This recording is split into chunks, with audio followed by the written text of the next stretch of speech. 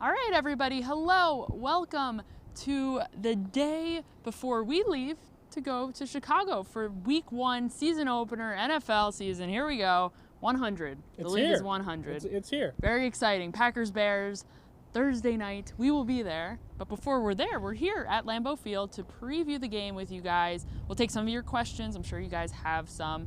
The Packers wrapped up their final practice before they hit the road tomorrow. And not a whole lot new to report from yesterday. Any injury updates that you have to share with our viewers? No, the 3 guys that were out today, I believe, were the same. I was not out at yesterday's practice, but I believe it's the same. It was Darius Shepard with the hamstring, Kadar Holman with neck injury, and then Jay Sternberger, the rookie tight end, with a ankle. So just 3 guys. I mean, relatively healthy roster, being that this is the Friday practice going into a Sunday game.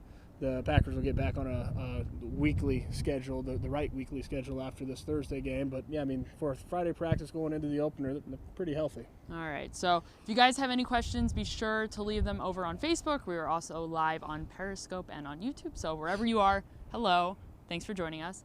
Ryan, I'm just going to cut right to the chase. What do you think about what's going to happen on Thursday night? Who do you think will win the game?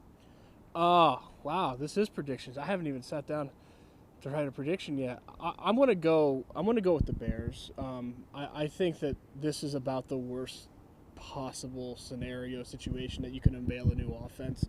Chicago's probably got the best defense in the league. It's not only a road game at Soldier Field, but it's a night road game. So all those factors, it's just tough. I think that Rodgers is the type of quarterback that can make a game close in that environment, and I think he will. I also think I probably like the Packers over the course of the season more than I like the Bears. I still have some serious doubts about Mitch Trubisky's ability in this league.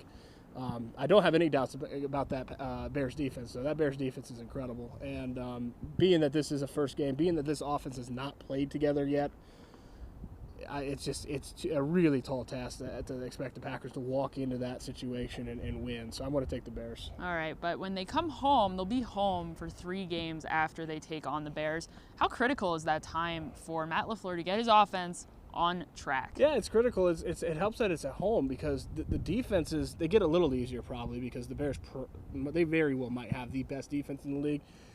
The defenses don't get that much easier, though. The Vikings have a really good, strong defense. The Eagles, the Broncos with Vic Fangio now, those are some pretty formidable defenses that they're going to be seeing in September. So to have those games at home is big.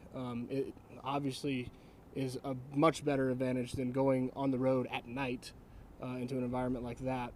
So, it's going to be interesting to see, the growing pains that Aaron Rodgers talked about on this offense, how those growing pains go, how quickly they get over them, because it's not really a grace period from an offensive standpoint. I mean, defensively, yeah, the Broncos, for example, they don't scare this Packers defense, but they can present some things with Fangio as the head coach now that it's going to be formidable. So that to me is the big question in September. Yeah, there are just a lot of questions in general heading into Thursday night. I mean, we haven't seen the offense all together this preseason, and on top of that, I mean, it's preseason. We haven't seen the offense showing us absolutely everything that they have, and we haven't seen all the starters together, especially including Aaron Rodgers. And yesterday, he's kind of important. Yeah, he's a small part of this offense, right? A little bit. Yesterday, or let me think, when did he speak? Today is Tuesday, so he spoke on Sunday. My days are all messed up too. Sunday he spoke, and he talked about how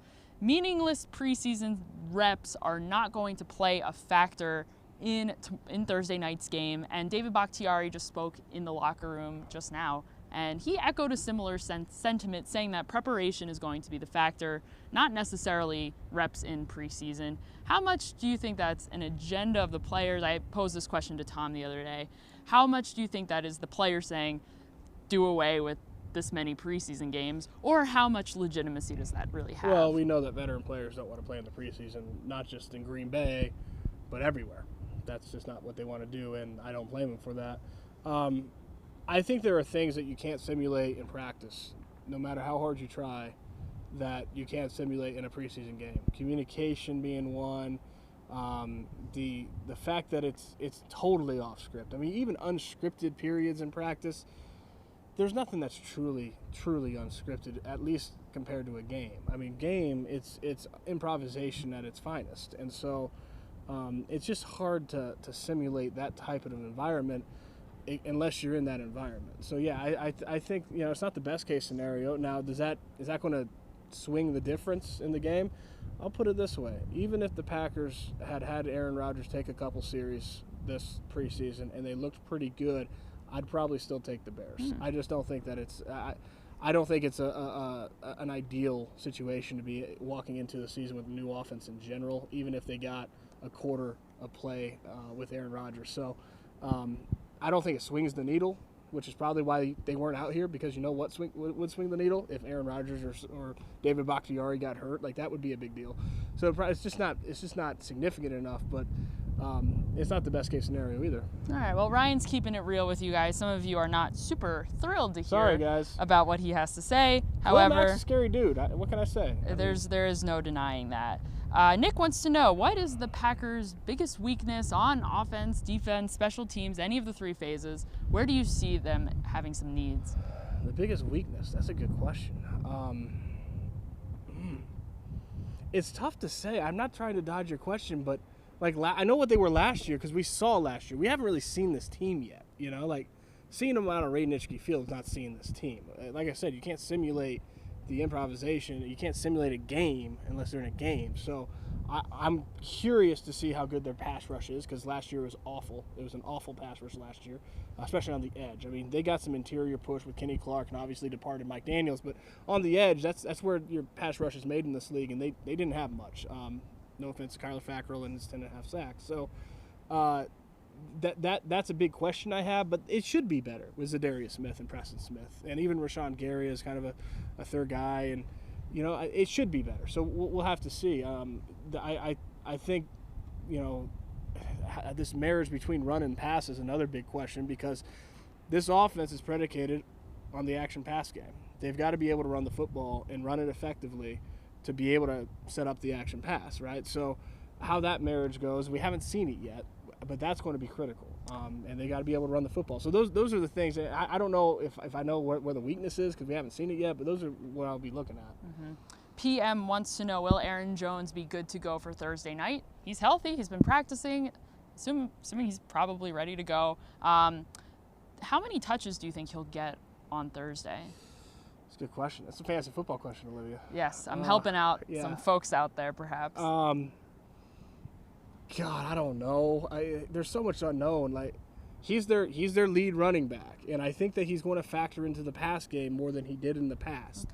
Okay. With that said, you don't want to go and give him 25 carries or 30 carries in the opener with 15 games after that, especially Aaron Jones, considering that there are durability issues.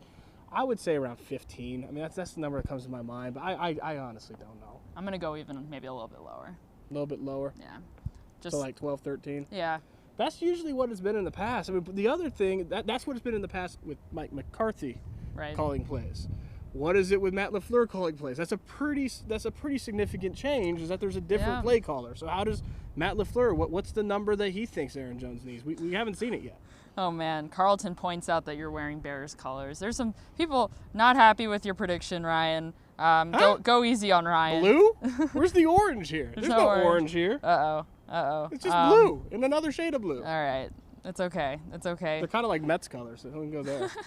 That's true. It's a football show. Yes, we're not talking about the Mets. Sorry. PM also has an interesting question, and it might be hard to truly evaluate until we get the season going. How do you rate Brian Gutekunst's performance this offseason? Busy, active.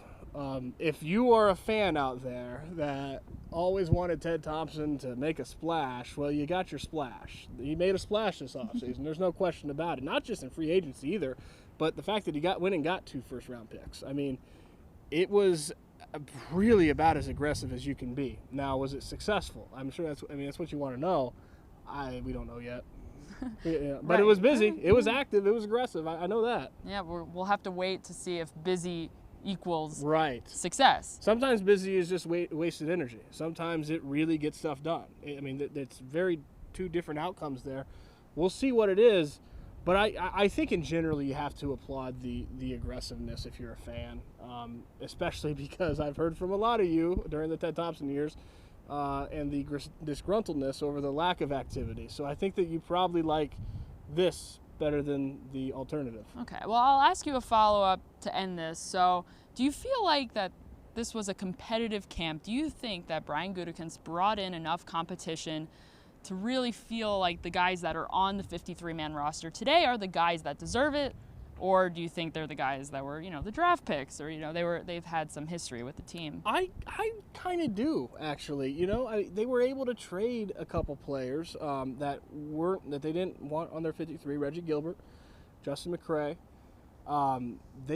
There's some guys on that practice squad that I kind of think that in years past they might be on to 53. Randy Ramsey, Alan Lazard.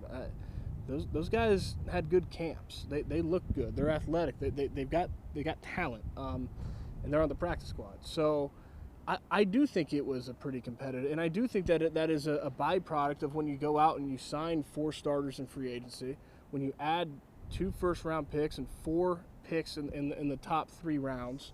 I think that's a byproduct of that because you're stocking the top of your roster more than you have in the past, which means that all that flows downhill.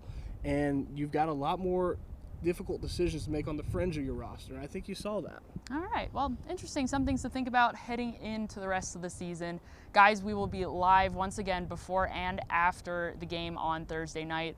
It's going to be very exciting. I'm really looking forward to it. Hopefully you are as well, and hopefully you'll join us. Ryan, anything else you got to add here?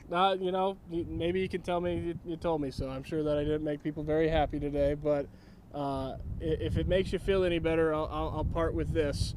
I do have the Packers winning the NFC North. Ooh, okay. Well, hey, if Ryan was wrong, you'll be able to yell at him after the game because Ryan will be joining us after the game on Thursday night. Guys, that's all for us here at